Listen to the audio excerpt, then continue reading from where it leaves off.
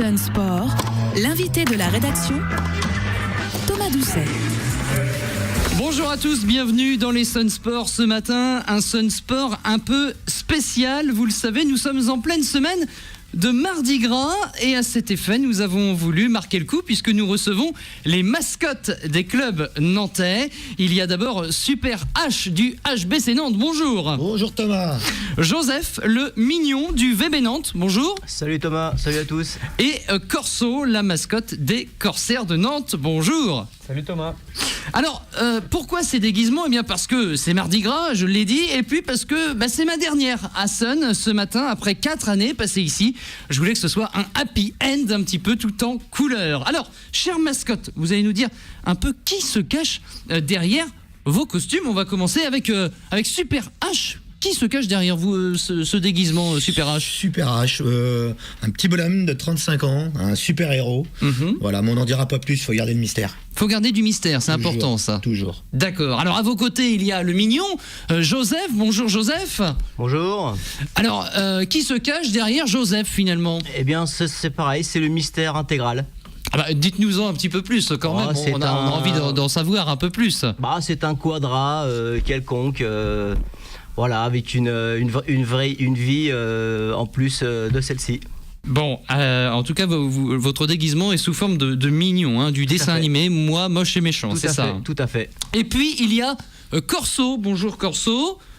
Alors, qui se cache derrière Corso ? Eh bien, c'est un étudiant en communication, en 2e année de BTS communication. D'accord, et donc voilà, on a la vingtaine, la trentaine, les quadras, ça veut dire qu'on peut être mascotte à tout âge finalement. Exactement. Alors, parlez-nous un peu de vos costumes, parce que pour le coup, on arrive, il y a une vraie identité pour chacun, c'est coloré. C'est le moins qu'on puisse dire. Alors Super H, peut-être pour commencer, tout en violet. Tout en violet, la couleur du club, donc avec les accessoires jaunes, donc les 2 couleurs principales du club. D'accord. Donc costume moulant de super-héros. Oui, voilà. Très moulant. Très moulant.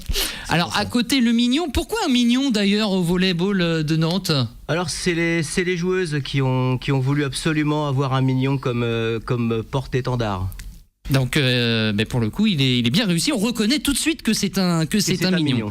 Et alors, on a Corso. Corso, vous êtes quel animal exactement ? Je suis un perroquet et non un pingouin ou tout autre animal. D'accord. Ce qu'on peut dire dans les tribunes de la patinoire. Donc vous êtes un pingouin. Pourquoi un pingouin ? Parce qu'il fait froid. Un perroquet. Oh là là. Alors, justement, j'ai fait exprès pour voir si vous suiviez. Donc un perroquet. Pourquoi un perroquet ? Eh bien en fait, le club a lancé en 2010 un concours de dessin avec les enfants du club.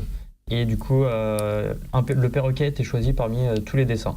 Tous les dessins, et vous êtes donc le fameux perroquet Corso. Alors messieurs, mascotte, mine de rien, c'est pas n'importe quel rôle. Des fois, l'équipe ne va pas bien, le public ne suit pas, il faut essayer de remotiver tout ça. Qu'est-ce qui marche ? Quelles sont les bonnes recettes ? Qu'est-ce qui fait qu'aujourd'hui vous avez les clés du succès et que vous êtes de véritables vedettes ? Super H, peut-être pour commencer. Qu'est-ce qui fonctionne ? Les clés du succès, c'est justement, comme tu dis, de ne pas lâcher l'équipe quand ça va pas, parce que le public est souvent là quand ça va, mais quand ça va pas, faut essayer d'aller le rebooster, aller près de lui, près du public, le faire taper dans les mains, le faire crier. C'est ça l'important pour que les joueurs sur le terrain sentent que le public est derrière, même quand ça va pas. Ouais, Corso, il y a un véritable besoin d'accompagnement, c'est ça ? Ouais, c'est ça. Moi, je lance des halls là, je vais dans le public, je suis vraiment très proche du public. Je vais même faire des câlins aux gens. Des câlins, ouais. Ils apprécient vraiment les câlins, même les adultes. Même les adultes, ça se passe aussi pour le mignon, j'imagine, au VB Nantes, auprès des filles en plus ? Alors c'est la même chose, alors auprès des filles c'est sûr, comme mes collègues, beaucoup avec les enfants également, un super relationnel à ce niveau-là. Beaucoup de hola, de courses, de danse en ce qui me concerne aussi. Oui, de la danse, oui, bien sûr. Moi, j'ai la chance de pouvoir investir le terrain, donc je suis le supporter le plus visible. Alors, il y a quand même des mascottes aujourd'hui en France qui ont le statut d'intermittent du spectacle, qui touchent des cachets. Ça, c'est de l'info. Est-ce que vous êtes rémunérés lorsque vous faites ce genre de manifestation, messieurs ? Moi, je touche 13 700 € par match. D'accord. Bon, alors remarquez, on va tous devenir mascotte. Parce qu'à ce tarif-là, il n'y a pas de souci. Non, sérieusement. Aucune rémunération. Aucune rémunération, c'est pour le plaisir, vous. Complètement. Et le mignon ? Eh bien, moi, j'ai 2 managers. Il va falloir qu'on parle de ça très, très, très sérieusement. Mais non. Alors, À votre avis, pourquoi aujourd'hui les clubs quand même font de plus en plus appel à des mascottes? Il y a vous trois, il y a aussi la mascotte de l'Hermine de Nantes qui n'a pas pu se déplacer ce matin, mais enfin, c'est un vrai phénomène. Comment se fait-il que les mascottes se développent autant en ce moment? Il y a un besoin des clubs d'enflammer les salles? Elles sont pas assez chaudes les salles de Nantes? Ah, bonne question, hein. Pas de question, ouais. Hein, Non, Super moi, H. je pense que c'est lié à une mode américaine qui vient des États-Unis. D'accord. Et puis, c'est vrai que la mascotte peut être aussi un vrai support de communication pour des gens qui ne sont pas forcément au sport. Pour le volley en ce qui me concerne, on n'est pas forcément connaisseur de volley et ça peut amener certaines personnes à apprécier ce sport. Voilà, tout à fait. C'est un peu le même cas pour Corso, j'imagine. Voilà. Oui, c'est un vrai support de communication. Le club, je pense que le club a besoin d'une mascotte pour ne serait-ce aller se faire connaître ailleurs que sur la glace. Pour ma part, donc sur le terrain pour les autres. Et le vecteur de communication, moi j'ai créé un compte Twitter en début de saison et il marche très bien. J'ai 130 followers à peu près et les gens apprécient vraiment cette communication. Démarche de communication pour aller chercher, drainer du public supplémentaire. Vous créez effectivement une belle image. Alors on imagine qu'il y a de la proximité avec les joueurs. Ça, c'est le bon côté de la chose. Vous avez accès certainement aux joueurs qui sont connus ou aux joueuses pour le mignon. Tout à fait. Ce qui doit être sympathique aussi, d'ailleurs, soit dit en passant. C'est sympa. Mais on imagine qu'il y a aussi quelques inconvénients. Là, vous devez déjà vous en rendre compte, notamment le mignon et puis Corso, la chaleur du costume notamment, non? Est-ce que c'est pas handicapant de temps en temps, le mignon? Il fait très très très très chaud. Ça participe à maintenir un poids de forme, on va dire, parce qu'on perd beaucoup d'eau. Mais oui, c'est vrai que c'est assez compliqué parfois. Quand les matchs peuvent durer 3 heures au volley, ça peut être très compliqué. Oui, j'imagine qu'on doit être content de sortir du costume au bout d'un moment aussi, Corso. Oui, ça fait du bien. Mais avec l'euphorie du match, on sent même plus la chaleur. Enfin, pour ma part, je sens même plus la chaleur maintenant. L'euphorie du match étant là. Oui, ça prend le dessus. On est dedans. Quand on est dedans, on est dedans. Et puis il y a aussi les disponibilités, parce que mine de rien, il faut être présent presque un week-end sur 2, j'imagine, à chaque fois que l'équipe joue à domicile. Super H. Alors nous, en ce moment, on joue plus le week-end, on joue en semaine. Oui, en plus. Donc ce qui est assez compliqué, mais oui, il faut une certaine disponibilité. Moi, depuis 4 ans, j'ai pas loupé un seul match. Enfin, j'en ai loupé qu'un. Alors, vent de sympathie autour de vous, mais est-ce que, dans votre entourage, on vous dit t'as pas autre chose à faire que de t'habiller en mascotte? Est-ce que vous avez le droit à ce genre de réflexion? Comment vous prenez ça, déjà? Racontez-moi, est-ce que vous avez le droit à ce genre de réflexion? Non, moi j'ai pas ces réflexions-là, au contraire, c'est super état d'esprit. Toujours positif? Toujours positif, très porteur. Corso? Moi j'ai subi quelques moqueries au début de l'année, mais sur Twitter. Ouais. Et autrement, ma famille et mes amis surtout au lycée, ils me soutiennent dans la démarche. Et Super H aussi, quand on vous voit en slip jaune là, en train de passer à Beaulieu. Le slip jaune fait beaucoup effet. Oui. Mais moi, la différence avec mes compères, c'est que moi, on me reconnaît beaucoup plus facilement qu'eux par rapport au petit masque. On sait pas, il y a match, attention. Ça m'arrive souvent de rencontrer des gens dans la rue qui me reconnaissent. Ah oui, d'accord, oui, on vous voit plus au niveau du visage. Voilà, tout à fait. D'accord, ouais. On imagine, parce que vous êtes là, vous avez le fameux costume, vous mettez toute votre débauche d'énergie, mais tout de même, pour entraîner le public, j'imagine que le speaker a un rôle très important à jouer. Il faut pas être tout seul, quoi, j'imagine. Le mignon, notamment. Le speaker, il a un rôle essentiel.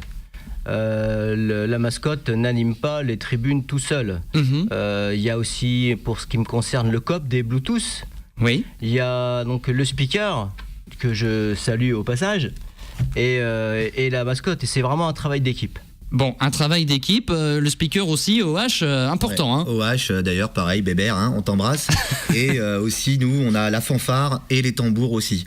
Donc, c'est vraiment un ensemble qui font que vraiment ça marche. Voilà. Et pour Corso, les corsaires, on aura fait le tour. J'imagine qu'aussi, le speaker joue un rôle important. Le speaker n'est pas là à chaque match. Le speaker n'est pas là à chaque match. Alors, comment on fait chez les corsaires? On fait comme on peut. On essaie de bouger le public un maximum. On essaie de se creuser les méninges. Mais des fois, c'est pas facile. Alors des fois, oui, j'imagine que c'est pas facile. Alors là, justement, vous allez pouvoir vous creuser les méninges, messieurs, puisque je vous propose maintenant de faire une petite démonstration, entre guillemets, de ce que vous savez faire. Vous allez vous lever, là, vous allez vous mettre juste derrière moi, puisque je vous rappelle que cette interview est filmée. Pour que nos auditeurs ne soient pas lésés, on va mettre une petite musique de fond, et puis derrière, je pense que nos mascottes vont faire... allez-y, levez-vous, messieurs, les mascottes. Voilà, c'est un petit peu technique forcément, et vous avez carte blanche, danse, chanson, animation, allez-y, faites-vous plaisir. Alors voilà, on a Corso des Corsaires de Nantes, on a Super H du HBC Nantes, et on a notre mignon du Volleyball Nantes. Alors, forcément, c'est une organisation, il faut se mettre en place. Et Charles Guyard, en technique, va nous lancer I'm Chipping Up to Boston. C'est la musique d'entrée des joueurs du HBC Nantes. Allez-y, messieurs les mascottes. Et c'est parti avec Corso, le mignon et Super H. C'est à vous, messieurs. Allez, on y va. Ça commence fort, ça commence très fort.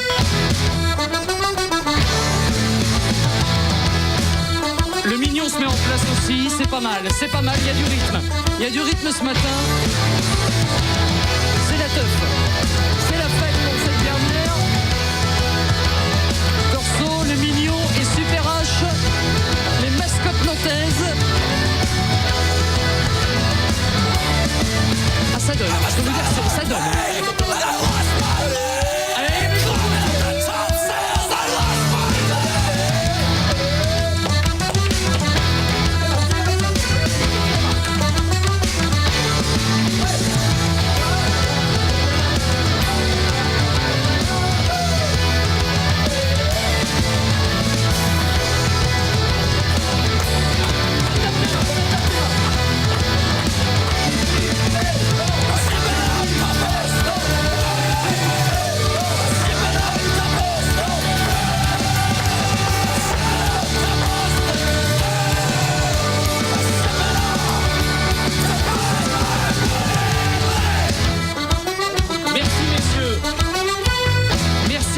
Alors là, je vais vous dire, il faut absolument aller voir les vidéos.